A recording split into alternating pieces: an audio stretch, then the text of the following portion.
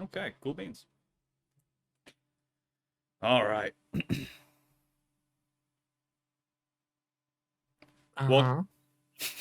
Oh, okay. You were about to no! start. That's gonna take I like another wasn't. 4 minutes of planning.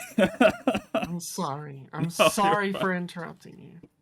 You can start again if you want. Like Uh, there was like a 10-second break where no one talks, and I thought like, oh, I should probably break the silence. That's that's the fair. courteous thing to do. We do have a mandatory, somewhere in the video, I have to do a mandatory 10 seconds of silence. Awkward 10 seconds of silence. So I think we might have covered that right up front. That's good.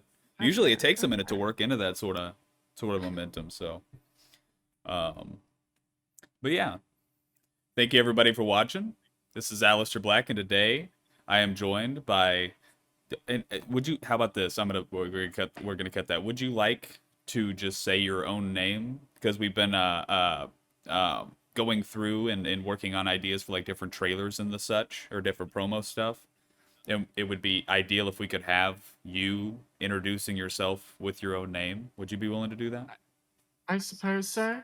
I can do a little. Hello. I'm Viva Reverie, and I'm the owner of these this horse, and as of recently, the SpiderBat, the one that you are currently observing right now. And I'm a pony fandom animator, I guess ex-animator, and this is the me, and I'm here to do an interview. That would be Is that perfect. satisfactory? Okay. That would be perfect. Well, could you do it again? That's the question. I could. Do you want me to do it again? Did I mess it up? No, you did it perfectly. You did it perfectly. Just to get it all in one take, and then we could cut from that take, which is fine. I mean, either Okay. way, we gotta Okay. make sure. We Okay. gotta make sure Okay. you're not We making can do anything that. up. If you're doing it off the top of your head, we gotta make sure you Yeah. are who you say you are. All right. Yeah. Right.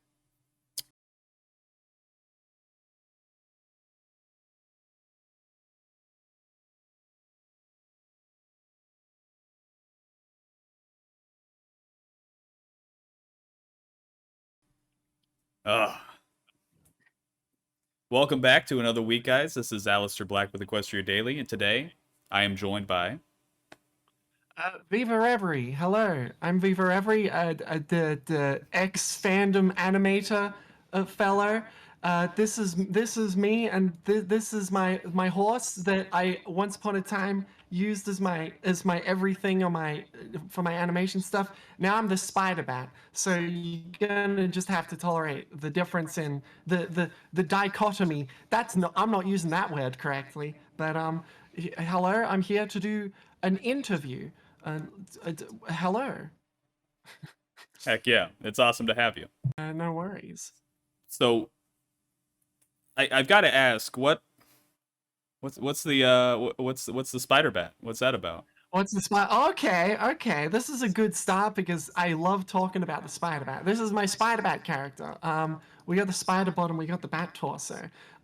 We got some of this, and we got some of these. This is my spider bat tour. I do it every time someone asks about the spider bat in my stream. It's a fun time, and I enjoy showing it off because I put a lot of work into it. I'm actually thinking about like very not long from now doing a model update. This is the second iteration. I want to do a third iteration. This is just the character I use for things now because it is nice and fun and unique, and spiders are cool, and so are bats, and that's what I am.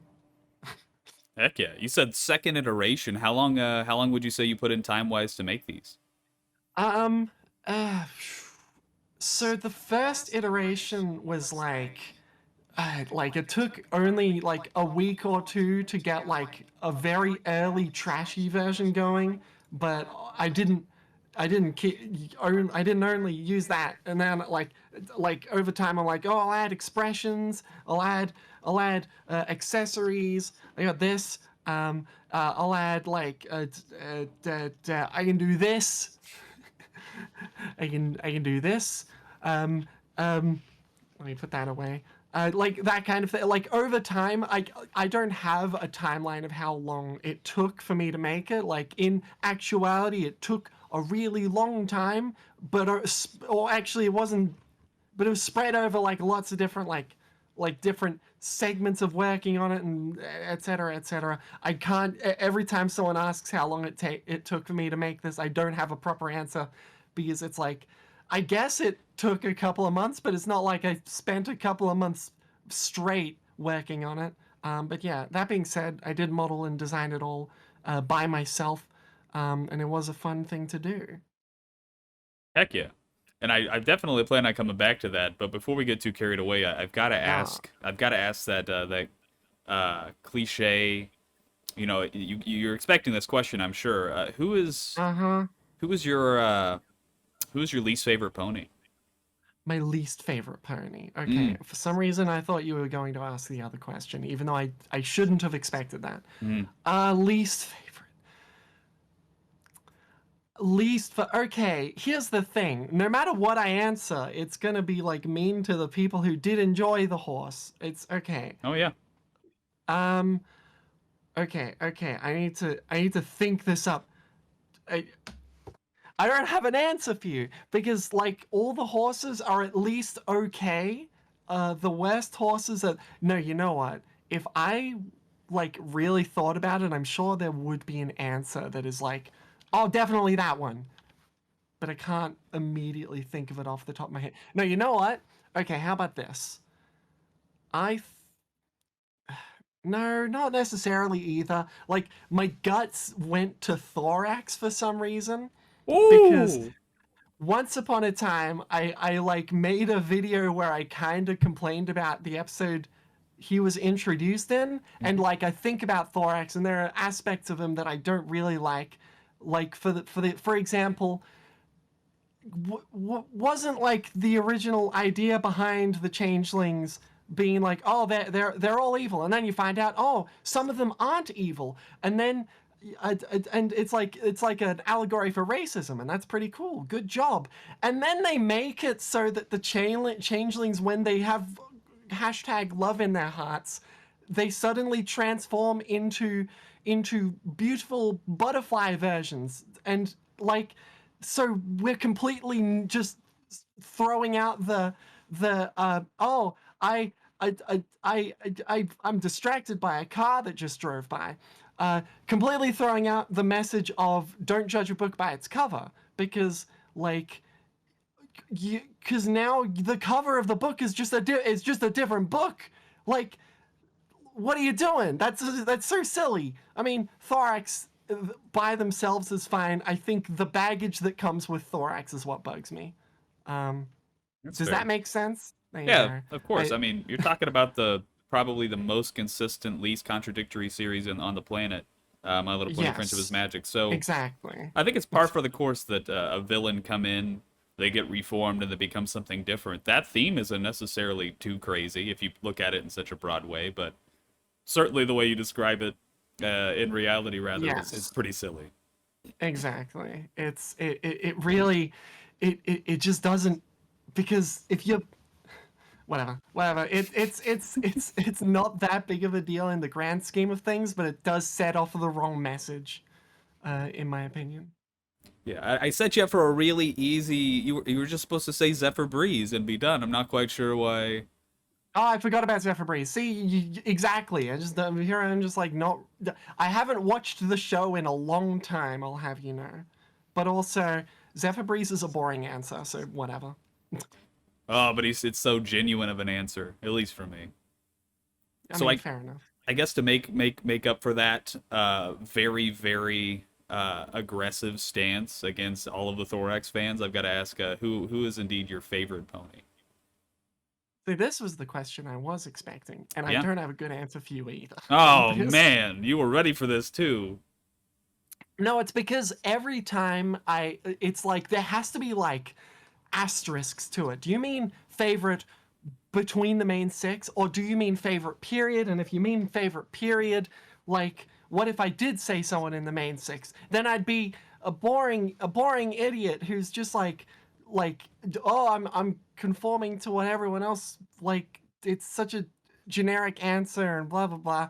I could say something like, "Oh, I like cheese sandwich, but I don't necessarily like cheese sandwich. I like the idea of cheese sandwich, and I like the fact that it got Weird Al as a cameo in the show. I think that's fantastic."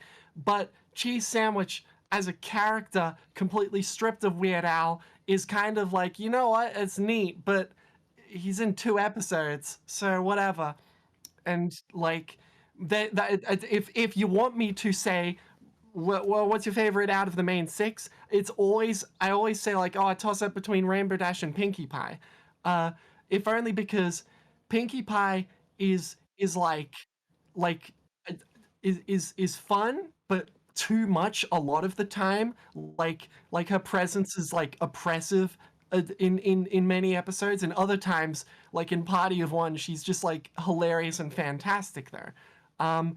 Then Rainbow Dash, I just like the design. She's kind of a dickhead, but you know.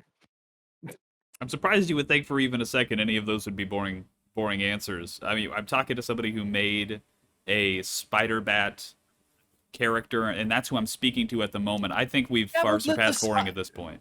here's the problem though. The Spider-Bat is like cool, unique, hipster. Oh look, I forgot. There's cheese sandwich right now. But if I go to like say, oh, Rainbow Dash is my favorite pony. That's such a normie answer. It's so boring. I don't want to say, oh, Rainbow Dash is my favorite because no, that's right. And there's also I could also say my favorite is like Princess Celestia, because Princess Celestia is like what got me where I am.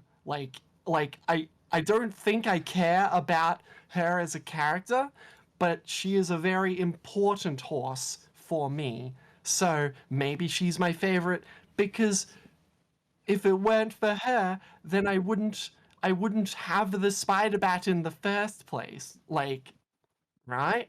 Yeah, Does that make sense? that's fair. That's very fair.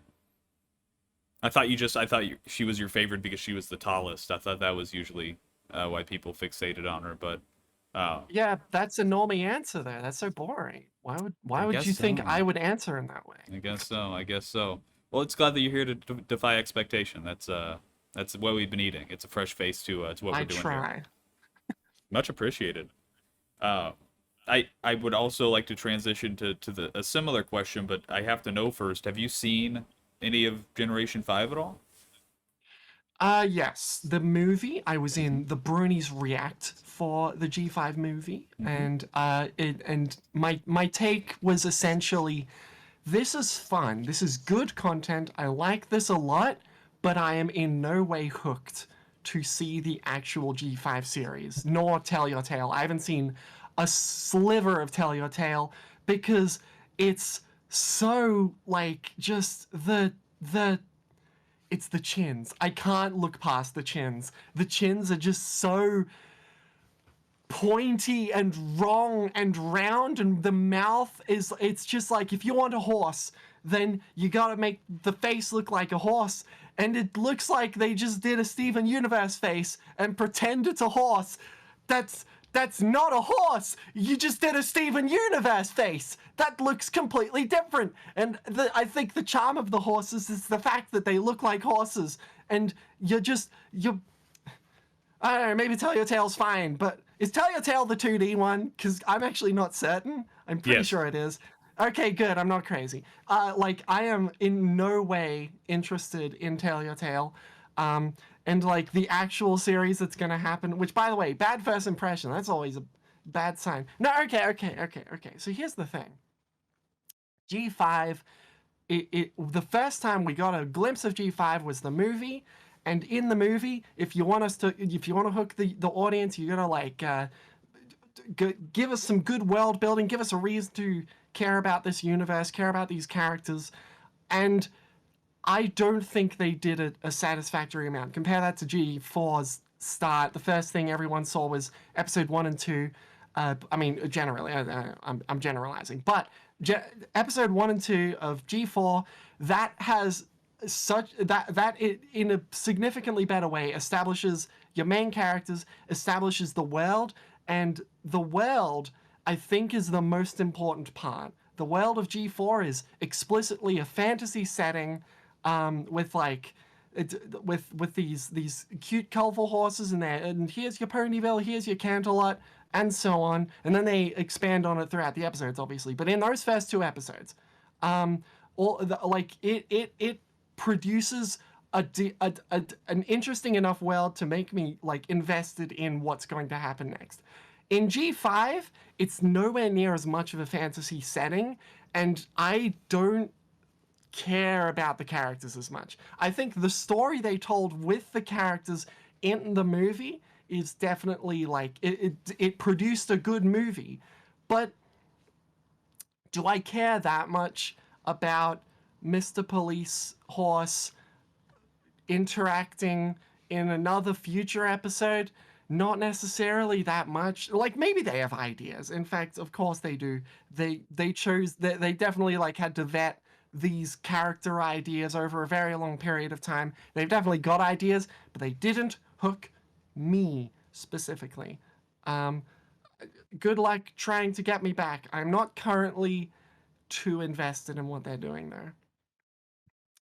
Yeah, who knows what's around the corner though? You know, they might be as shocking as some of the answers you provided here tonight. They might take some people off guard. Like, they might do some interesting things. I'm not currently too. I mean, there's no reason for me to not be optimistic. Besides the fact that, like, I think.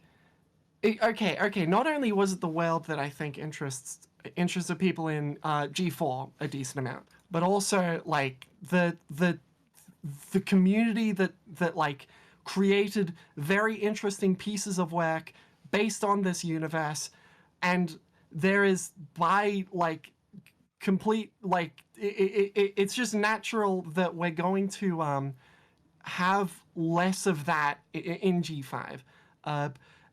Like if you like think about it this way, G4 was like a lightning in a bottle, and G5 is like trying to have lightning strike in that same bottle in the exact same way, and they're not going to do it, if only because I think the lightning in a bottle only happened because there was nothing like G4 in the first place, and now G5, like, essentially, like, I personally, I could be wrong, but I personally don't expect G5 to in any way like do like anywhere near as much of like ground of internet breaking influence as G4 did, and so therefore I don't see a need to be as invested in like a universe that won't have anywhere near as much of like fan input, fan influence, fan content around it. Obviously there is still some, but it's like it was the magnitude that I think was especially interesting for Generation 4 personally. Yeah, good point. And I mean, it's hard to say whether or not. Oh, can you hear me? Okay. Yes. I think we had an audio lag just a moment. I'm just going to pretend that didn't happen. That's a very good point. I think that yeah, you hit it on the head, and I think you're right that the lightning in the bottle is probably not going to happen again. I mean, unless 4chan gets a hold of it. I don't think they know about it yet. Well, here's the thing about here's the thing about 4chan though, is that like the big reason why they like turned G4 into such a big thing was because it was fun to be annoying. If you're anonymous, you can be as annoying as you want, and no one can like tell you off for it. And they found it extremely funny to just like continue being annoying forever, and like generate and if they wouldn't do the same with Generation 5, if only because they're trying to be annoying in the same way. And I don't trust 4chan for very many things, but at the very least, I believe they're not going to be like like that little amount of like, oh, where is my brain trying to send this sentence? They wouldn't try to do a thing with Generation 5 because it's not new. It's not a new way to troll. That's what they do. They troll everyone. Look at how much good of a troll I am because I'm so annoying. I'm sorry. No, actually, I'm not going to apologize because 4chan, they're a bunch of silly people who don't want to who don't want to get out from behind their anonymous wall where they can go complain to each other forever. Well, this is fun while it lasted. I'm glad we both got a chance to speak, even though after the raids we're never going to be seen again. Uh, You think that no. I'm like Ironclad. If they want to attack me, then well, that means I got under their skin, and that's hilarious. I think if they really want to get at me, they definitely could. But like I'm Ironclad. I've got chitin. This is all chitin. Oh, the legs and the arms. That's chitin. That's like a hard exoskeleton. Can't get inside that. Um, Not without like a really sharp knife. But I don't think I'm penetrable anyway. So whatever. The point is you can't get at me. I'm strong. that's good. I'd like to see them try. I don't think they're going to do very well. Uh, No, I don't think so either. so you've seen the movie, which is great. I just to have some positives on G5 because some people are really hyped about that. Um, who is your favorite of True. the main five, if you Izzy. will? Okay, and also I was gonna ask why Because it's too obvious. It's too obvious a pick. She is the most charming. she She is is. very energetic. She's like, she's just a fun character. It's a very, very easy pick. And maybe that's a bad thing because if it's such an easy pick, then does that mean that like the other characters don't appeal to me anywhere near as much as like with Gen 4 it was significantly more of a toss up. To be fair, there's like no content out of Generation 5 right now, so maybe like other characters could provide more. But like it feels like such an easy pick at this moment, at the very least. In fact, if I recall correctly, at the end of that, the Bernies react. It was like, oh, well, who is your favorite character? And like everyone picked Izzy. I might be misremembering, but it feels like such an easy pick. And you're not wrong. I guess the other question I would have then is why do you also ship Izzy and Sunny together, the one true pairing? You can pretend I do, but I'm not a filthy shipper. I think that is very crass and immature, and you should let them organically get their own relationship in the period of the show I think we've already started on that. They that had you. quite a few very personal moments throughout the first little bit of that show. I mean, yeah, probably. Like, you could definitely read it in many different ways, but you know what? It is a good ship, if nothing else. Here I am saying that it's crass, but if there is going to be a ship you point at, it's probably one of the better ones. Yeah, I don't immediately have any others that like stick out as like a cute ship. That being said, let them develop it in the show, which they definitely will do. God, I hope so.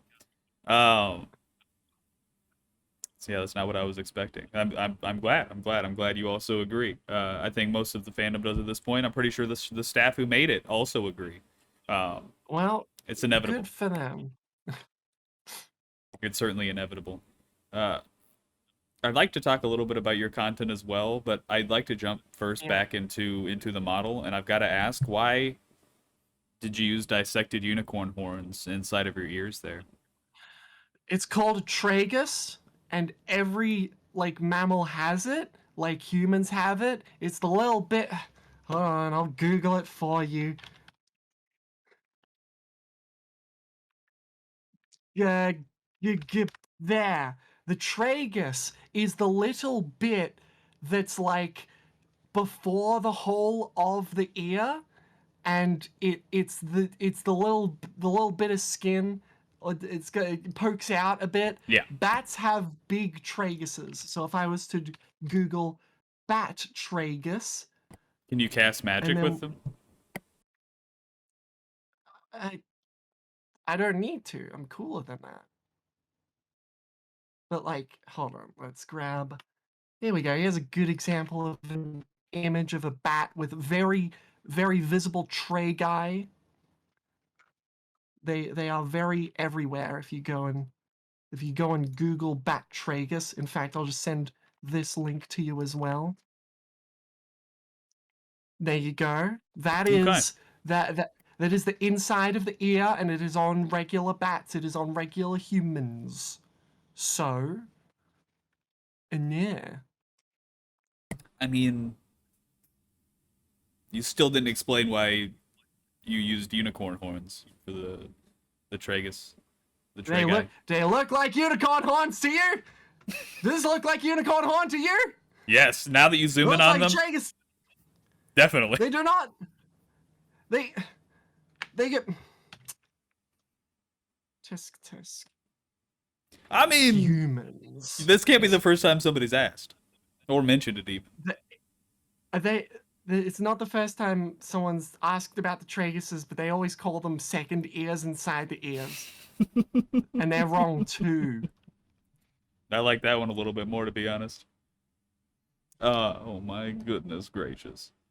So in our conversation before, we had talked a little bit about some of your content and Yeah. how, like a lot of the early fandom, where people would take art and work that they enjoyed, music, whatever the case may be, and they would turn it into something that's unique to them, their own style of creativity.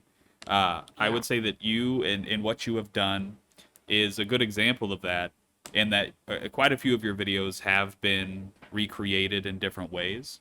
Um, Yes. So it's derivative content is an interesting thing. So when I was like heavy in making my pony content for the YouTubes, there was a very specific like itching problem that I had, and that was every time I put out a video and it was like one of the best the best doing videos on my whole channel, and it's like, oh, I'm so happy with how this video is doing, and then someone else goes and takes that video and does like a derivative version of it, and then that version like explodes in views significantly more than my original. Few examples include, and no hate on these people, by the way. These people are all perfectly fine. The problem is the YouTube algorithm hated me for some weird specific reason, or alternatively, the YouTube algorithm loves 3D animated content, source filmmaker stuff especially.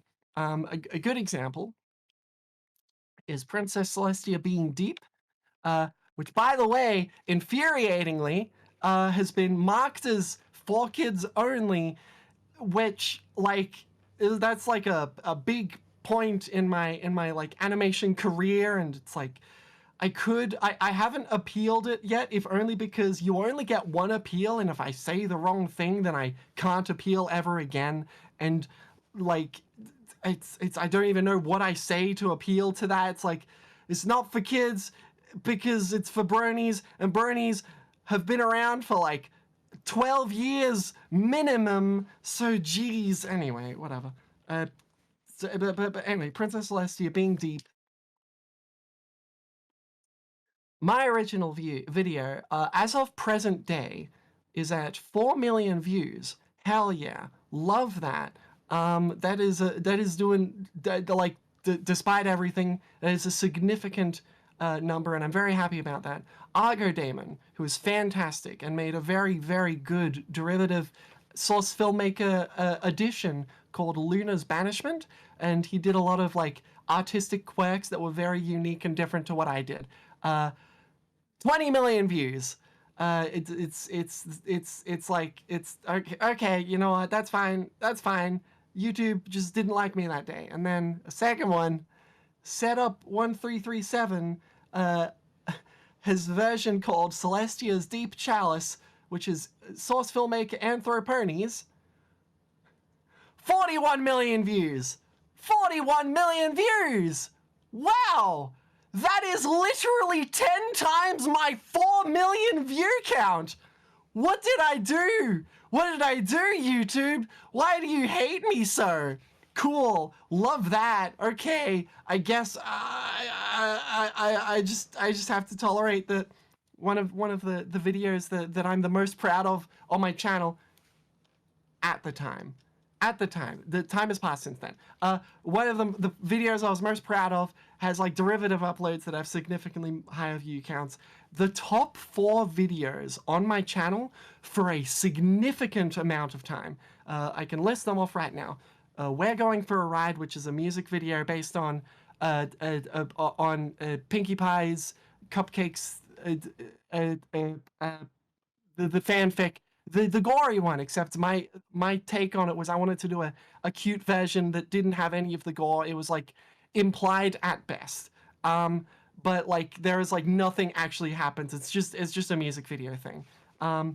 That's video number 1. Video number 2 is Princess Celestia being deep. Video number 3 was very hot, which became like a meme, especially in the object show community, which you've probably never heard of. But it's like it's a very big subset of YouTube that has like these that they put arms and legs and a face on miscellaneous objects and make shows out of it, and there's like so many people that make these videos, and that community took hold of that video and turned it into like a trendy meme where it was just a bunch of different characters recreating that same video.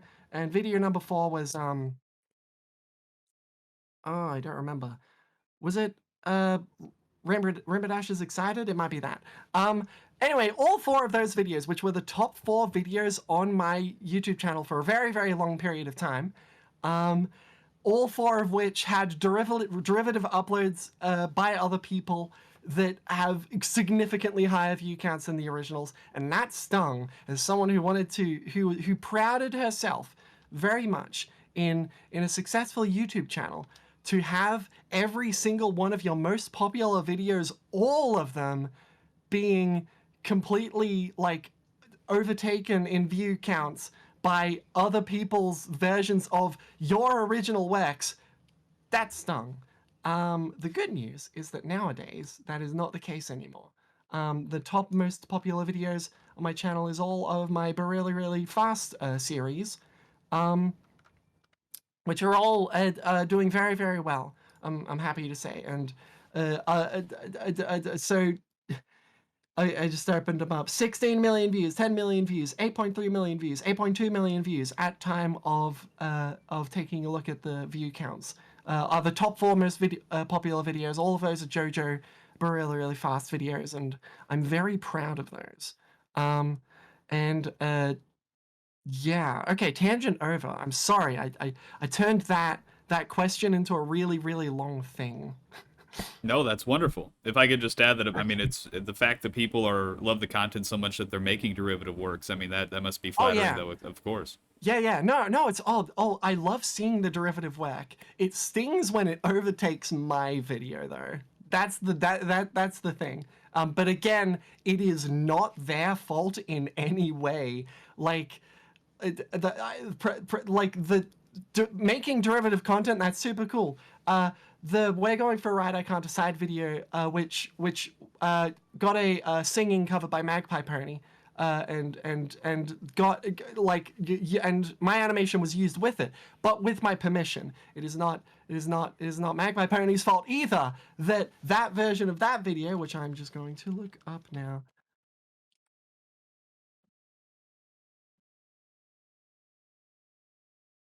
43 million views. Woo! It is that, not to use my animation, but again, like, my permission was given. So it's like it's none of these creators' fault.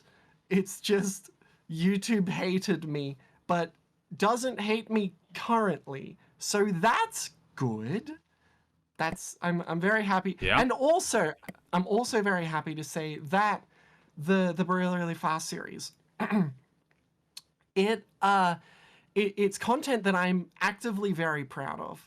Like, the videos that I did during my Pony era were videos that like went viral, not necessarily were the best content, but were content that I got lucky with. On the other hand, the Really Really Fast series is like content that I think I put the appropriate amount of work in for, not for necessarily for all of them, but especially the more recent ones, where I'm like actively like trying to put as much work into this content as I can. And so when that explodes in popularity, it makes me proud of it, as opposed to, whoa, spectacular performance video where all I do is have my horse say, I say, good show, good show. What? What? I say, good show, good show. What? What? What? What? What? I say, what? Good show. What? Something like that.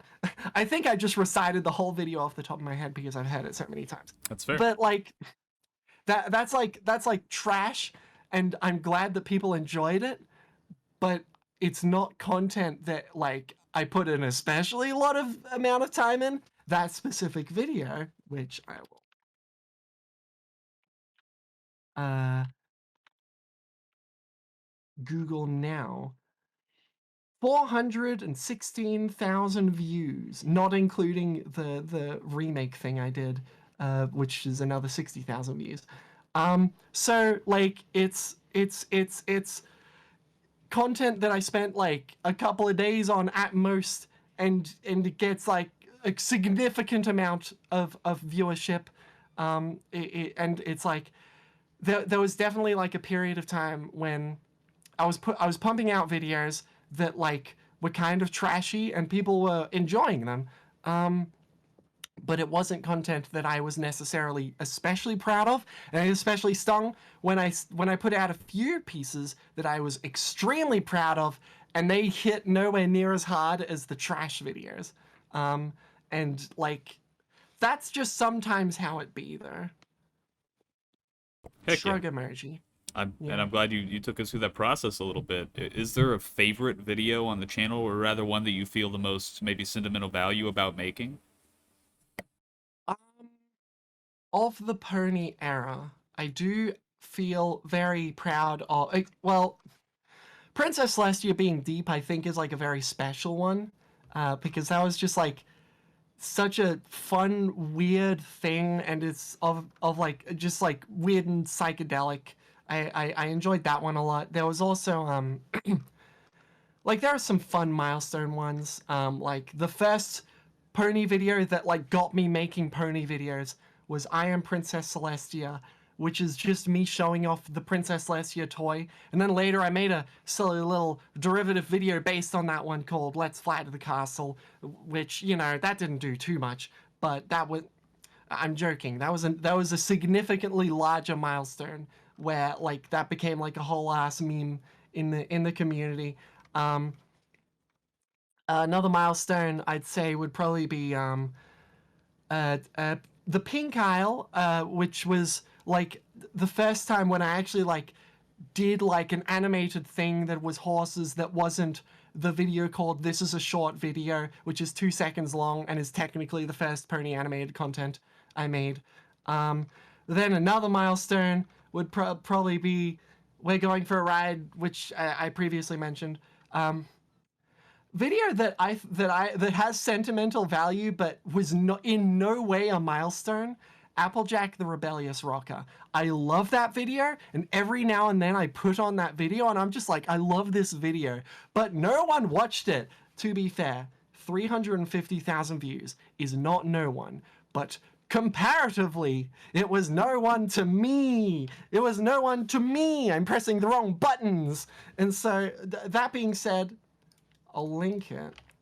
It is a very silly short video, and every now and then I just put it on. I'm just like, oh, I like that one.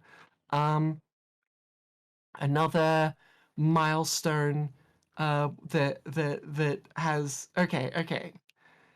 One that stuck in my mind as you were asking the question is I'm very proud of Trigger Happy Horses, which was an hour-long Danganronpa class trial parody thing where I took a bunch of the characters that I had quote-unquote made put them in like a it's okay for the people who do not know Danganronpa. It is a weird murder mystery anime series of games that like it's a whodunit thing where there are kids, they are stuck in a high school, and they're forced to murder each other and not get found out, and so you have to like deduce who did the murders throughout the chapters as they progress. Anyway, I made one of those and I spent like a ton of time on it. I spent like several months on it. It was supposed to be a Christmas thing because it's about who killed Santa Claus, and it came out in March the year after, because I just kept on working on it because I spent significantly longer amounts of time than I expected I would on it. But it was a thing that I was very, very proud of, and like it's definitely got problems, but it's like a highly like developed thing. But that's not what goes viral.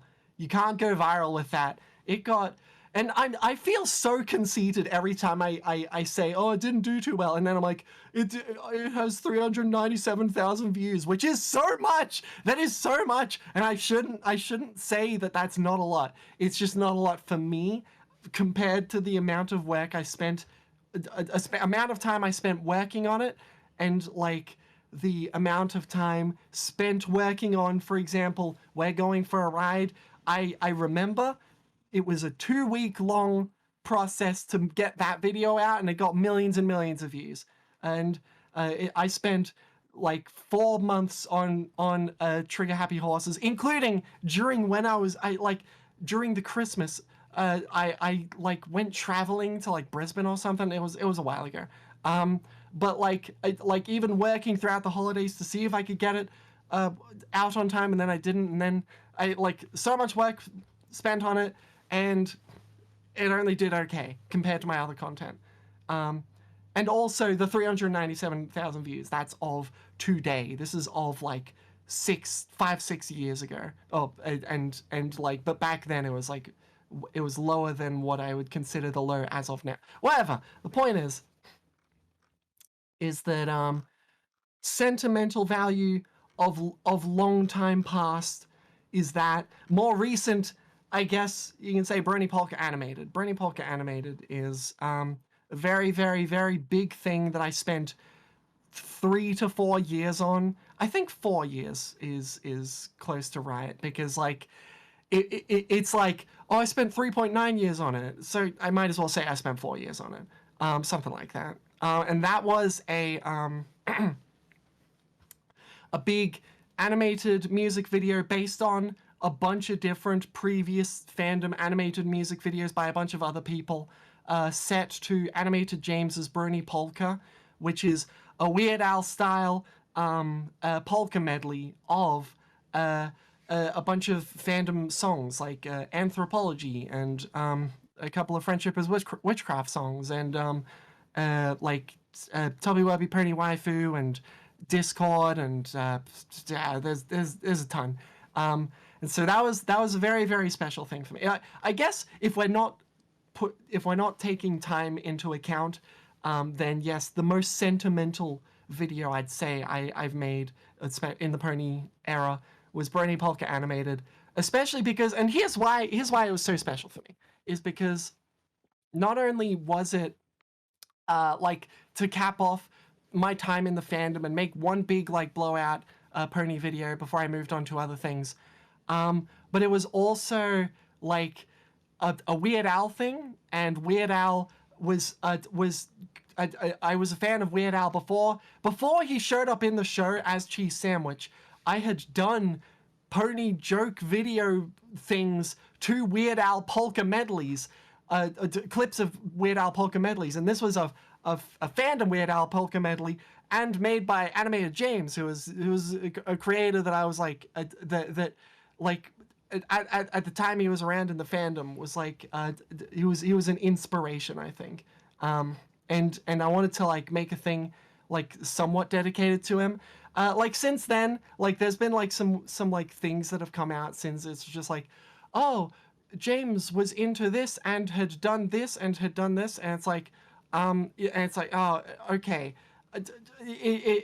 either way, like this is still like a thing that was important to me to put out, and like it was a perfect representation of like of someone I considered a friend, of a fandom that meant a lot to me, and it tied into my content because I had done Weird Al content in the past anyway. So it was a perfect interlocking web of things. Haha, web. And so it was something that I was proud to put together, and goodness gracious me, this answer was very long. I'm so sorry.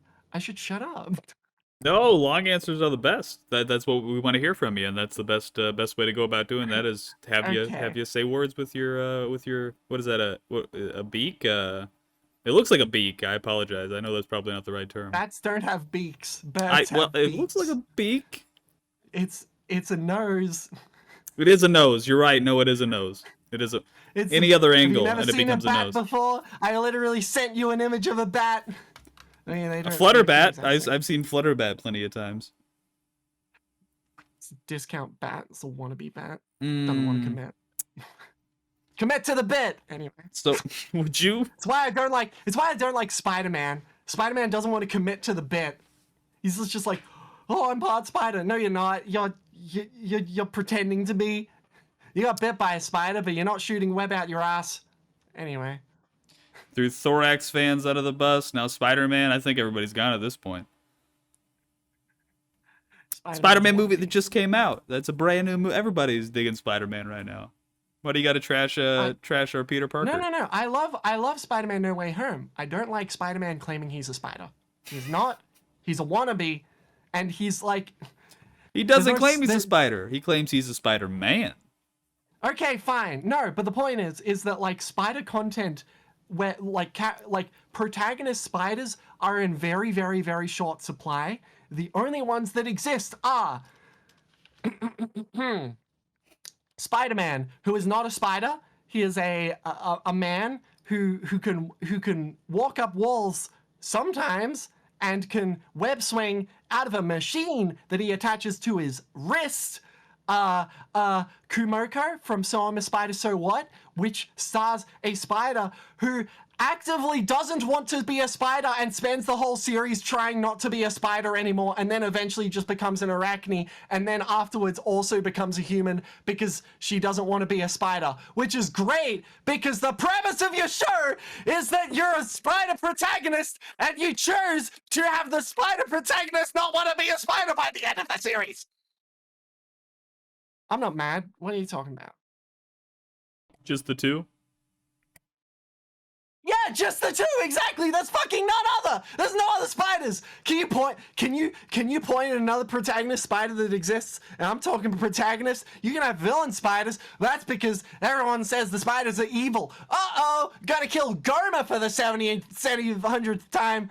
Cool, I love that. Oh, there was a giant spider in friggin' Harry Potter. You know, the series that is not fun to look at anymore because it turns out the person who is behind Harry Potter is not a very good person. Anyway, Charlotte from Charlotte's Web. Charlotte from Charlotte's Web. You have one, and then she dies at the end. It's a circle I of life. love how many protagonist spiders there are. I'm not mad. Make it like a get in touch with Hollywood. I think they would be excited to have you star in a new role. I would love to, but it doesn't seem like they want us. Tisk. So I don't want to get you too worked up. I'd hate for you to have more baggage to take to your psychologist this week. So to transition more to the creative side of things, would you take us through like your process even today? If it's much different than it was before, feel free to elaborate. But from initial conception of an idea to you finally putting something up on YouTube, what's that look like? Okay, so back in the Pony era, I had like a list of jokes that were disconnected, that were funny to me, that was just like, okay, a good example, one that I remember, like when I explain this, I always remember this joke being an example. the mythical water horse video. There was a joke that I had written in this notepad or whatever, and the joke was, someone's stuck in the desert and they say, "Oh, look, it's a mirage. I mean, an oasis." And so I took that joke and I wrote a video around it, and like it, like other jokes like spring from that, I suppose. Like there are some there's some good gags in that video that I'm proud of. One of them is um so the water horse shows up and gives water to this horse that is stuck in the desert, that is very thirsty, and starts pouring water on this horse's head, and they're not actually drinking out of it, any of it, and they're just like, "Oh, thank you, you're a lifesaver. Okay, that's too much." And then they just cuts away, and they didn't drink any of it. It's very, very silly. And like that, basically, you start off with a silly joke, write other stuff around it, like based on the premise, get out a video. That was a minute and 26-second long video, and put that out. Nowadays, it's very different, because nowadays I've been doing content on the Really Really Fast series, and the whole premise of that series is I'm recapping a series but really really fast, and so therefore it's not going to work based on standalone silly jokes like that. Instead, I gotta like get jokes that are based off of the content that that are like that's about these like the stories that I'm telling, and like actually has like some funny bits of like commentary based on like, oh, this is funny because this happens in the show. Like a good example is there's, okay, I don't have a good example off the top of my head, but there's plenty of points where there's a silly thing that happens in my video, and it's like, well, why did that happen? Well, because literally the exact same thing happens, but it's sort of like portrayed in a different way in my video. It's like expressed in a way that like points out the absurdity of the situation. And it's something that like when you're watching the show, you don't realize it's so silly until a spotlight is put on it. And so a lot of the jokes that I write are like kind of around that like sort of thing. I actually thought of another thing about the pony content, that like, so the mythical water horse was in the era of pony content where I was writing skits, but there was also I did like snippets based on songs as well, which was like a completely different process, where essentially I get a snippet from a song I like, and I do a little bit of animated thing based on that snippet of song, and that's as straightforward as I listen to songs and I like the songs and I say, I can turn this into an animated thing. Like when I'm listening to a song, very frequently, it's like I picture what it would be like if it was animated, and what I could do to like have things be expressed in the thing. And sometimes I'm a bit too literal. Sometimes I am negative literal, like Princess Celestia being deep, I guess, is not a good example because there's no lyrics in that song. But it's like, just here's a song I like, let's do something and just throw things together. I had these pony puppets that I could pose and do whatever I want, and so I can just like do whatever I want with them and do some weird wacky stuff. Let's have Princess Celestia do a little dance on her horn, but it's really zoomed in. You're muted. I didn't hear what you just said there. I'm just saying to myself, a little dance, a little dance. Wow. Oh, That's a way to describe okay. it. Okay, yeah. I mean, what do you want me to say? Whirlwinding? That works as well, I guess. Yeah. There you go. That's what I've got for you, I think. Yeah, tied up with a nice little bow too. That's very nice. I guess so. I can't imagine how the audience reacts when they see your model on camera, because like the floof on the chest, it's all very polar. It's very distracting, very polarizing. Distracting? What about this is distracting to you? I have no idea what you're talking about. No, All I of have it. fun with it. Yeah, I use it to do like Twitch stream stuff. And I also have a working version of it in VR chat where the legs like sort of do like a tippy tappy. See, the legs don't animate here, but in VR chat they all go skitter skitter skitter skitter, and it's very very cool. And I made that work all by myself too. I'm very proud of this model, Cute and model. so Something to be proud of for thank you sure. so thank you so much. I can't wait to see I the am next version of it too. the next version of I'm excited because I've got a friend. Her name is PC Doodle. Is developing. We're putting together a new iteration of the SpiderBat. Actually, I'll send an image of what the new iteration of the SpiderBat looks like. Oh heck yeah! The, Can we share that, or yeah. is that top secret? Oh, it is not top secret at all. It's on Twitter and everything. Oh, okay. Uh, Here it is. Look at that. Oh dang. Okay. Yeah, we're going a more anime route. Yeah, I've got ideas on what we can do. I want to do like outfits. I want to do new outfits. I'm excited for outfits, expressions. I like the hair. The hair is it's there's like aspects of this design which is based off of fan art that was designed by someone else. Spam Jams is their name. I'll send that too. This is like pretty old fan Okay. art, but it was fan art that was so derivative and different and cool and cute. I liked it a lot, and I'm scrolling down to find it, and I found it. This one, like it's very cute, and I like it, and I'm gonna and it's actually that specific fan art is where the legs on this model came from, this design. This is like sort of got like a thick thigh thing going on. Right before you said it, I realized that very thick thighs. Yeah, I mean that's it's a very cute like proportions. I wanted to somehow get that into. I'm happy with how this is gone, but I'm excited to bring it in the new direction. It's a fun thing.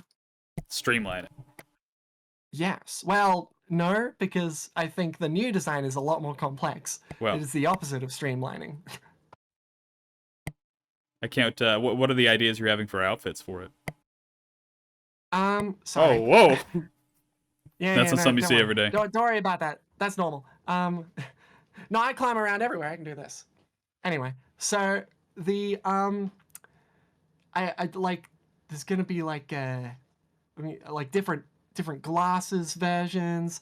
Gonna have like I'm not a, I'm not a designer. It's gonna be a maid outfit. I have a feeling that's gonna be a popular one. I mean, maybe there was fan. Why that's on my mind is very recently there was fan art of that too. And it was very cute, and I'm like, oh, I got to implement that. I'll send that too. Here it is. Are you gonna do like a Fluttershy skin? I think Fluttershy is a bat. A spider bat would be cute. I feel like that's. I don't see the fun in that. I like the horses are like fun on their own. I like the spider bat for being its own thing, and I feel like if I'm trying to like do and here's the Fluttershy version, it's like, well, then I'm being less unique at that point. Fair. I'm very happy with this design, and I want to lean into it as much as I can. Is like is its own unique, different thing. I'm a hipster, is what I'm saying. I see. No, that's exactly what I'm getting. So bikini Yeah. version is what you're saying. I get it. Can I go bikini on this? I don't think I it'd be can. pretty wonderful. I mean, where would Hey, you're the designer. like? I guess, but where would I put But there's nothing there, and whatever. I mean, it's not impossible, but I don't think it would fit very well. Are you telling me I'm gonna put a thong on this thing? Are you kidding me? Where does it go? Where are the straps? Anyway, whatever. I'd love to see how you figured that one out. I'll be I expecting mean, it, honestly. don't don't expect it unless you're the one to commission it. Is what I'm gonna say to that. Oh, well, you gave me an in, so I mean, now it's Okay. got to be All a right. thing. Well, Okay. um, what type of things are you doing? And this might be a goofy question. What type of things are you doing on your Twitch stream? I couldn't imagine you playing games on Twitch The or anything like that, right? Yeah, I mean the Twitch stream stuff is mostly games. Sometimes, well, actually, okay.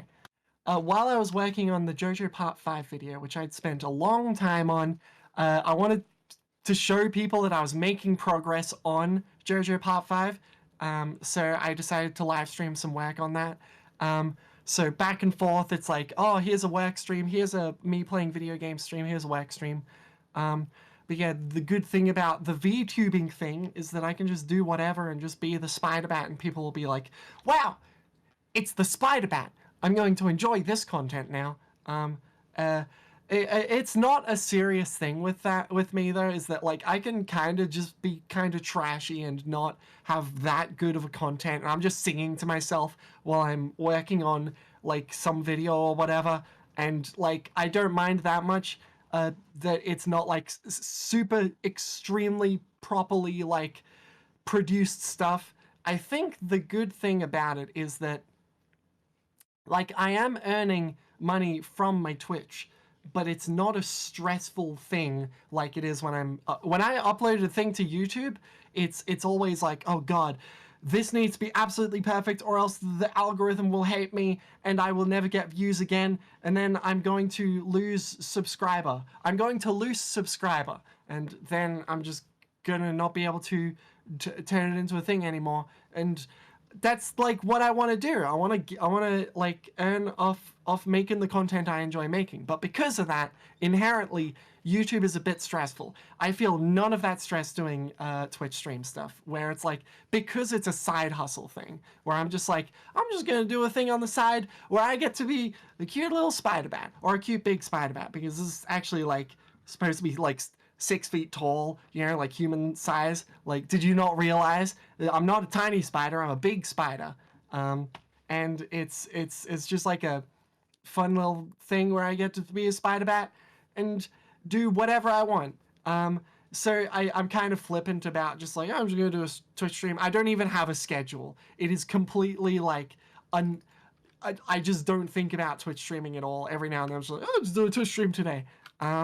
And because of that, I just do whatever. Yeah.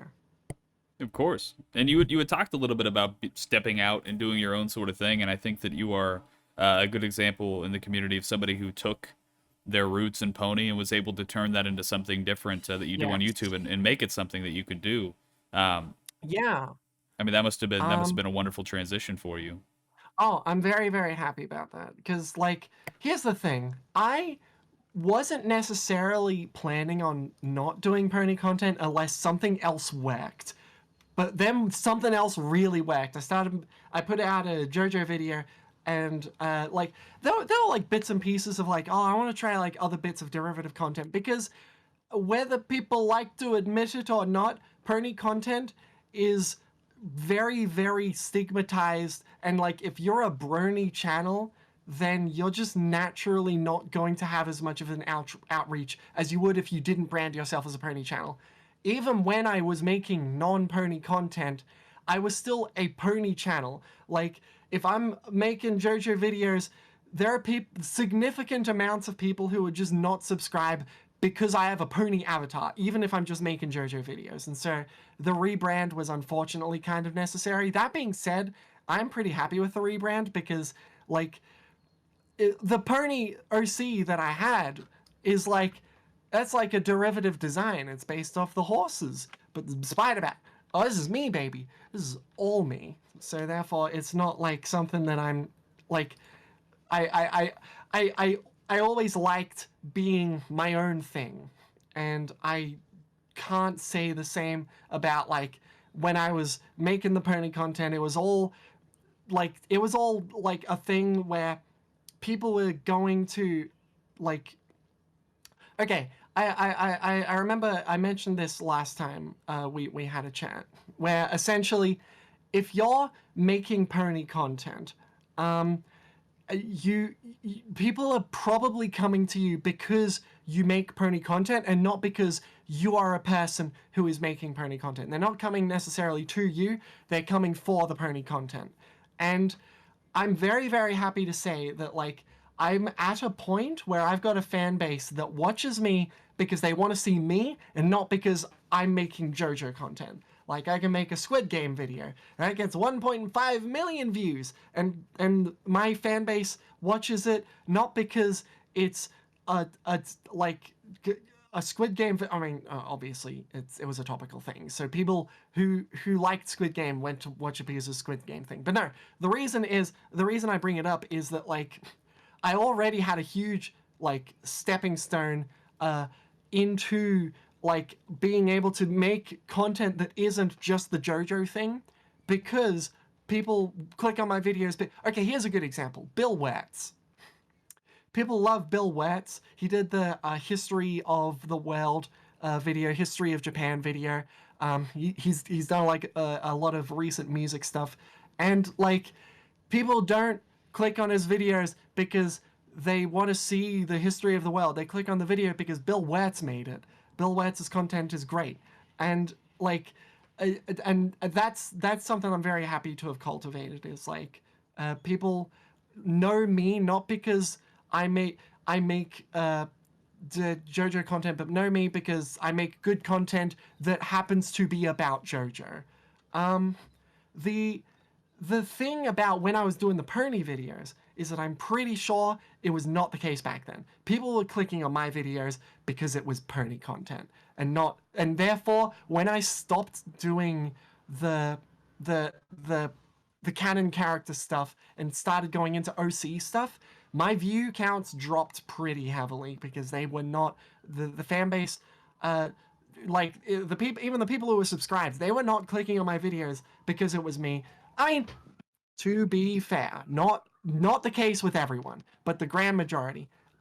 They were clicking on it because they wanted to see a funny pony video and not because they wanted to see a new video by me. And because of that, the videos that I'm most proud of are videos that didn't do especially well. Maybe it's just because I just wasn't giving him a good enough thumbnail. Fuck me, I don't know, whatever. But, like, it's a back and forth thing where, like, uh, some of it's got to be some of that, but definitely a lot of it was because of this and blah blah blah blah blah. I'm happy with my content is now there, where my fan base is now there. I think I'm happy with what I've cultivated. Heck yeah, and I mean it's awesome to see you still making content and being able to transition into that. Yes. I don't want to take up too much of your time because I heard the sirens. I feel like the cops are just about at your door at this point. Um, Oh yeah, I did hear that. Nah, it's like somewhere in the distance. Nah, I'm fine. oh, we won't tell anybody. Yeah. So the JoJo specific content is what led you to? I mean, I'm assuming you're probably a fan of it, of course, but why Yes. decide on JoJo? Why was that the thing that you ended up doing? So the initial thing with JoJo, in order to talk about JoJo, I need to talk about Death Note, because the first really really fast video I made was Death Note really really fast, and at its peak before I made a second really really fast video, it got 14,000 views, which is barely anything. The instant I put out my second really really fast video, which is JoJo's Part One, like, JoJo's is like a big thing. People love JoJo's, and they found my video and they loved that video, and because they loved that video, and because it wasn't my first JoJo's video, but because it wasn't my first really really fast video, that meant that people went back and saw the Death Note one as well, and suddenly I had a thing, and I'm like, oh, I can turn this into a thing. And my original idea with JoJo's, and why it was a good subject in the first place, is because JoJo's Part 1, at least the anime adaptation, is 9 episodes long. JoJo's Part 2 is 15, 16, 14, 16 episodes long. Something like that. And, like, and then JoJo Part 3 goes up into, like, 50 episodes long. And so it was a very easy progression of, I will dip my toes in, and if the water is not burning my feet off, or my little toe bits, then I can do JoJo Part 2. and JoJo Part 1 did so well, so I'm like, oh, I'll very quickly get working on JoJo Part 2. And then when JoJo Part 2 did well, I'm like, okay, I want to do JoJo Part 3, but JoJo Part 3 is the popular one, and so therefore I got to put more work into it and put more time into it. And so I did, and then that one extremely banged. It banged a lot. It banged like the stars. Or that's not a metaphor. Anyway, but like it was the reason why I went into JoJo is because A, I got lucky, and B, it was a good like stepping stone thing where, and I did have this in mind when I was working on the first JoJo video. I'm like, okay, this is part 1 Phantom Blood, and and I'll probably do part 2 Battle Tendency as well, because I did enjoy I obviously enjoyed JoJo enough to make content about it, but like it was like, oh, I'll do this, and if it's something I enjoy doing and is doing well, then I'll continue making sequels for it. And because it's doing really, really well, I'm just like continuing making sequels for it.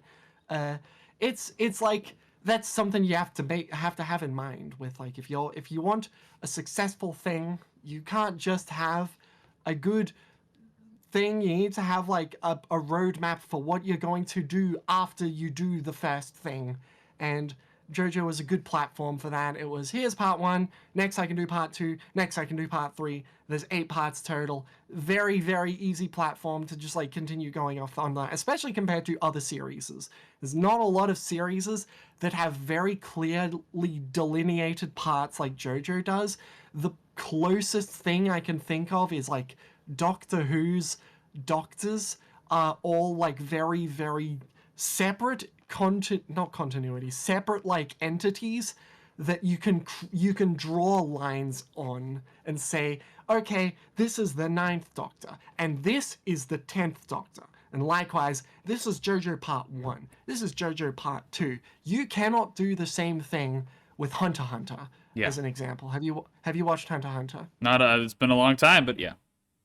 Okay, yeah, Hunter x Hunter is a good example of something that I do want to adapt, and it has arcs, but it's not like as clearly delineated as JoJo's is. Like, JoJo Part 1 is set in like the 1800s, and JoJo Part 2 is set in like the mid-90s. Not mid-90s, mid-1900s. JoJo Part 3 is set like 50 years after that as well. It's like very clear separations of what's happening in these stories, and there's a start and there's an end. And like Hunter x Hunter is like, well, it's the Hunter exam, and then immediately they go into the mansion, then immediately they go into they go into like the tower or something, whatever. But like it's like, when I go to adapting that, it's gonna be a bit of a different thing. And harder to like really set off those cutoff points, unless I want to make it all one video in which it will be an hour long and I will die. So whatever. JoJo, I got lucky with. Another long answer, but there you go. I mean, that's what we're looking for. And I guess just based on how you described it, I could imagine that the next thing you're probably going to be taking a look at, or probably already have, is like One Piece, for example. One Piece, does it have like I'll be honest, the most I watched of One Piece was when it was on Toasted TV in Australia. It was the 4Kids version. And like it skips an arc, and like, no, I'd say, as far as I know, One Piece is a lot closer to like Hunter x Hunter's thing compared to JoJo's. JoJo's is like very clear splices. I know there's a time skip late into One Piece, but like that's just the one. Like, as far as I know, I'll admit I didn't watch One Piece. I want to. Maybe I could make it into a thing as well. But goodness gracious me, that is a lot of pages and episodes. So No joke. I mostly said it as a joke for that reason. I've never seen One Piece. So. Oh, okay. Fair enough. Yeah. I mean, it is technically like a possibility, and like maybe when I'm completely done with JoJo, I can just be like, oh, I could try doing some One Piece stuff as well. I've got options, and that's something I'm very happy about. Is that like the really really fast series is it's when I was thinking of the really really fast series, it like a comparison I had was how it should have ended, like where it's like you can just do how it should have ended of literally anything, and you can make your own content based on any popular recent thing. I feel less inclined to do the popular recent thing like, game theory loves doing that, where it's like, let's talk about a recent thing, and like, you know what, good for you, get those views, get that bread. But like, I feel less value if it's something that I'm not extremely invested in. Like I'm extremely invested in JoJo's. I'm extremely invested in all the series I've covered so far. Like I did FNAF 1. I wanted to do FNAF 2, and then controversy happened with Scott Cawthon, and then it felt a bit weird to do a FNAF 2, but maybe I'll still do it in the future. Squid Game, like I feel like that was a very easy target as like I can just quickly do a thing based on this, and there's only one season out, and it's popular at the moment, and importantly, it's popular recent, and I enjoyed it a lot, and I was willing to get invested into that. It's like, if it's content that I don't feel very good about, or very like, I don't have as much of a connection to it, then I feel less inclined to make it really really fast on it. But it doesn't necessarily like completely write it off as being an impossibility, I guess. Fair enough. Yeah. I guess and probably for our viewers especially, the big thing we want to know is when is the but really really fast Friendship is Magic coming out? That is an idea that I have been flirting with a bit. Like, I do want to potentially do a G4, but really, really fast. It wouldn't cover every single bloody episode. It would just cover, like, the grand stuff. Like, uh, Twilight goes to Ponyville and fights Nightmare Moon and uh, uh, fights Discord and fights Chrysalis and like those kinds of things. Like there's probably going to be bits and pieces of other things, but like, do a FlutterBat reference or something, even though that's not like a grand important episode. It's like a memorable one. So I'd probably do bits and pieces of that. The way I would see it, or the way I have it like planned out in my head, is probably similar to what I did with like in the JoJo Part 3 video. I had to cover a lot of like nothing episodes where it's like a fight that's like kind of like, I can do a funny thing for this. I could do like a whole couple of scenes based on this episode, or I could do a flash of a scene and I mention it and all the characters say lol and that's the episode, and it's a reference to the fact that they laughed in the episode once, and like where I could definitely do similar sorts of things with the MLP thing, but it is also daunting to have to cover 10 seasons, because I think I'd only make it one video, like as far as I can tell at this moment. Yeah. I mean, that's been just wait, Pony, lightning in a bottle round 2. We're gonna blow off with Gen 5. It's gonna be huge, and then you'll be able to cover all of it. Every single we'll do 2 episodes per episode. It'll be great. That would be a bit much, but and also it would be a bit hard to like adapt, because like part of the fun of really really fast is, we're already past that, now we're moving on to another thing, and now we're moving on to Yeah. another thing, and so on. I noticed in your explanation there, though, you were like, Twilight goes to Ponyville, fights Nightmare Moon, then fights Discord, and then Chrysalis. You completely skipped over like the biggest villain, the Gala. Like, Well, is that not? I know what you mean, like with the season 1 finale, and oh, hold on. Excuse me. Excuse you. Um, Bless you. yeah. The thing about the season 1 finale, though, is that obviously I would address that. It was just not something that I could very quickly and easily explain in my list of villains. That being said, season 1 finale is my favorite episode of MLPG4. So It's a good one. yeah, I would definitely be adapting it. You saved it with that at the end. Oh yeah, they could just fight. They could just fight the dance. It'd be great. Uh, That's a very curious one for sure. I'd love to see how that Mm, turned out. yeah. Or that turns out rather, because we got to speak these things into It, existence. We need more pony yeah, yeah. content, pony It content. it is it is it is a potentially a thing that's going to happen in the future. Um, so as it looks like we're probably coming up on towards the end of the time here, I'd like to take a moment just before we transition to anything else, English. Do you Uh-huh. have anything you would like to talk about? Current projects you're working on? Anything you'd like to plug? Um, I mean, uh, well, here's the problem though, is that I'm like, oh, the next thing I'm gonna work on is a JoJo thing, and the thing after that is going to be another JoJo thing. Well, if you do care about JoJo, the things that I'm currently working on, the first one is, have I explained this anywhere? I think I have. That I'm taking King Crimson from JoJo Part 5 and Giorno from JoJo Part 5. Giorno is going to try to explain the unexplainable, the extremely messy uh, uh, uh, character and ability known as King Crimson, and how every like everywhere you look, everything contradicts everything, and it's a very popular joke as in the fandom where it's like, how does King Crimson work? It doesn't make sense, and I want to delve into trying to explain it as well as I can with the characters in the Barilla Really Fast series. I think that'll be a fun thing.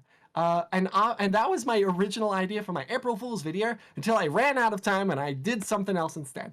Um, and the second thing, the main thing that I'm actually working on that's not supposed to be a side thing, is Purple Haze Feedback Really Really Fast, which is another JoJo's thing. And it's a light novel that's set in Part 5, and because Part 5 was the most recent video I did, I'm like, oh, I'll do the derivative content now. Um, JoJo Part 6 is an anime that is currently in like being released, except is really slow because we got a bulk of 13 episodes and we have to wait like a year and a half or 2 years before we get the next bulk, and it's going to be 39 or 40 episodes total probably. And so it's just going to be a lot of waiting. And Netflix is being a bit of a dickhead with how they're releasing these episodes instead of, weekly, which is how every other like JoJo part did, and people aren't happy. That being said, JoJo Part 6, when that happens, will be something I'll be doing. Yeah. So a lot of JoJo is what I'm hearing. Yes, exactly. You asked what I'm going to be doing next, and it's going to be that. If you don't care about JoJo, I do Twitch streaming whenever I want, which is extremely infrequent, but I have I have notifications I send out on my Twitter and also in my Discord server. My Discord server. Wow. If you go onto my YouTube channel, in the description of all of my recent videos, you can go into my Discord server and find out when I'm doing Twitch streams, and so on. Heck yeah, There we'll you even go. have one here. We'll have a link straight to that directly here. Okay, Yeah, we can do that. We can. That is very possible. I will send you the link. that would be wonderful. Yeah. Make sure it's a 3-day link, so it's expired. No, for real though. No, it's Uh, it's a permanent link. we've had that issue before, and it's really funny when it happens. Oh Uh, no. but yeah, tons of JoJo. I've never seen JoJo. You're making me want to watch JoJo. You're making me want to JoJo is watch. JoJo is fun content. I think the biggest thing that JoJo has going for it is that it's just so different and yet so referenceable. Like there are so there is a very good reason why the is that a JoJo a reference is such like a big meme is because like there are so many connections you can draw, and also so many different pieces of so many different things that have referenced JoJo in the past, where it's like it's a, and also it's just fun content. It's very different, very fun. It's got like, hey, you know what? Here I was talking about like unique good world building can invest you into you wanting to know what's happening in this world. And JoJo has a very unique and fun, like, and very creatively driven like power uh thing going on where it's got stands. Do you know what a stand is? No clue. A stand is the physical manifestation of of your actually it's not even physical sometimes. Well, the point is that it's like an ability you have that is unique to you, and it's usually manifested as like a ghost that appears behind you basically, and it's you, and you control the ghost, and you get to do weird special ability stuffs with it. Like one character's ability is they can create sounds out of onomatopoeia that they spawn in. And another character's ability is they can they punch something and it heals the thing instead of destroying the thing. And another Of course. character's ability is if you touch this little uh, uh, power outlet that they spawn somewhere, then suddenly you become slowly more and more magnetic over time. Like it's completely rife of creativity, and you can like it, anything goes, and there's like it's very fun, and also the fights are very creative where it's like, well, how do you beat someone when you're becoming more and more magnetic? Well, if two of you are magnetic and you enclose in on the enemy from both sides, then you can squish the enemy with your magnetic bodies, and that defeats them. Like creative solutions to these fights based on the rules that are invented within the universe's like enemies themselves. It's very cool and unique and fun, and it's a good time. It And sounds it's like it. on Crunchyroll. I was gonna ask. I was gonna ask. Like, we have Yay Ponies. Is there Yay JoJo? Crunchyroll, I'm pretty certain, like, you can watch them for free, but there are ads. Um, and there's a premium version of Crunchyroll, which is also if you want to get episodes a bit sooner than the regular public does. But literally, I'm pretty sure you can just watch the first 5 parts of JoJo for free on Crunchyroll. Oh dang. Okay. Yeah. Yeah, the way you described that, it definitely seems a little bizarre. You're not the first to make that joke. I'm sure everybody's made that joke. I don't know anything Exactly. about it, so I gotta make myself look Yeah, like an asshat while I can. fair Um, enough. so we have been trying to wrap up these with closing remarks, or as I like to call them, famous last words. Would you be willing to impart us with some wisdom and give us some famous last words of your own? Okay. The thing that is the most favorite thing in the world for me is when people draw the SpiderBat. So please draw the SpiderBat and inject your SpiderBat fan art directly into my 4 eyes. All of them. All of them. I want it, and you if you're listening to this right now, then you need to do it, and I will enjoy it greatly. Thank you so much. Of course. What do they send the art when they're finished with it? To me on my Twitter or my Discord server, which we've already linked. There is a SpiderBat text channel specifically for sending SpiderBat fan art in my Discord server. That being said, if you tweet me SpiderBat fan art, then I will also retweet it because I always love the SpiderBat fan art. Heck yeah. I guess I have some Yeah. some famous last words. I don't know if I'm gonna survive after this, so it might be an apt thing to call it. Okay. Don't spiders have more than 4 eyes? I'm pretty sure they do, but also do bats have 4 eyes?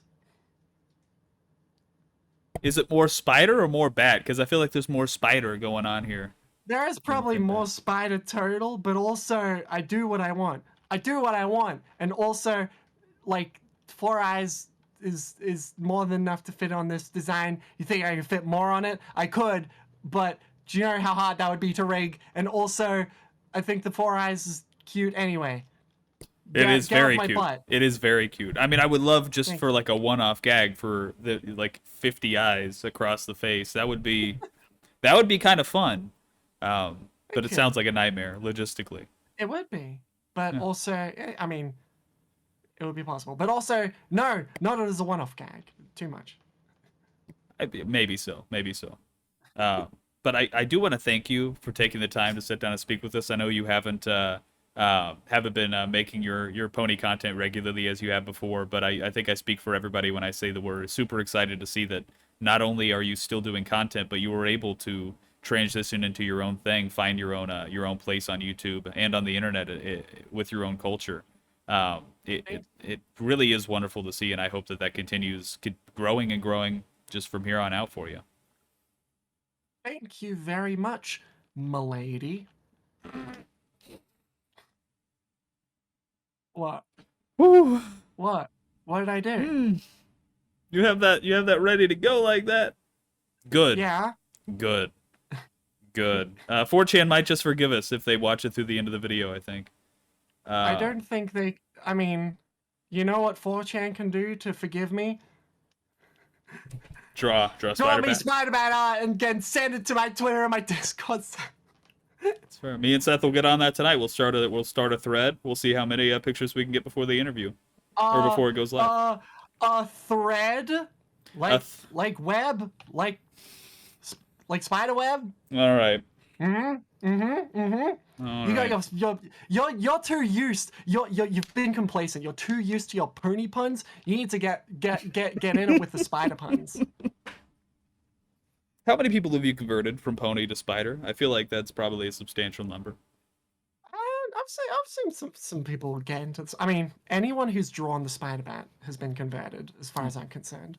That's fair. How many SpiderBat fan arts have been made so far, would you say? Could you put a number to it? Well, let me just... I'm just going to right-click my folders and just see how many it says is in them. 404 files. Yeah. And is there a place people can go to see these? Like, aside from the Discord, is there like Spider Boru or like I wish there were. But at the very least, scroll down on my Twitter account or scroll up in the SpiderBat Discord channel. That's the best I can do for you. Yeah, I'm gonna have to go look those up immediately. I'm very curious. All right. I can't wait to see the maid dress one too. That's gonna be I sent it to you. That's gonna be great internally. Oh, you did? Yeah. We'll see. Did you not we'll notice it? Yeah. I must have just... I'm not quite sure. Sometimes I repress memories. So recent though, that's surprising. It went through. You repressed it? You repressed the fantastic fan art? How it is beautiful fan art. I don't know what the maid dress implies though, and that's why does it have to imply something? Why can't it just be a cute maid dress? It is a very cute maid dress. You're right. I'm insane. Too much time on the internet. Once again, just to wrap up, thank you very much for your time. We really appreciate you giving us the opportunity to speak with you tonight, and or this evening, or this morning. It is 3:43 p.m. This morning, this afternoon. We appreciate you letting us speak with you this afternoon. It took you a second, but yes, we got there in the end. Because again, time zones, how do they work? But yeah, we would love to continue seeing more of you, and hey, maybe even around the corner, we'll be able to see some more pony stuff too. That might be exciting. Maybe. If we keep pushing it enough. I mean, good luck. Fair enough. But thanks everybody for watching. My name was Allyster. Tune in next week and we'll have another interview just for you. Goodbye. I've been doing these 10-second awkward stare at the camera things. The thing is I'm not sure with the SpiderBat. I'm not quite sure how that would translate. I don't know how that looks. Well, that's perfect. All right. You've got some nice eyes. Thank you. You can't really appreciate them very well until they're just right there for you. But when they're in your face, it's like, wow. Is the interview still going? Oh, you don't think I'm going to include all of this? Every last bit of it? Those are good eyes. It's good eyes. Thank you. Heck yeah. Thank you again. We appreciate it. Have a great Have a great night, Viva. Bye.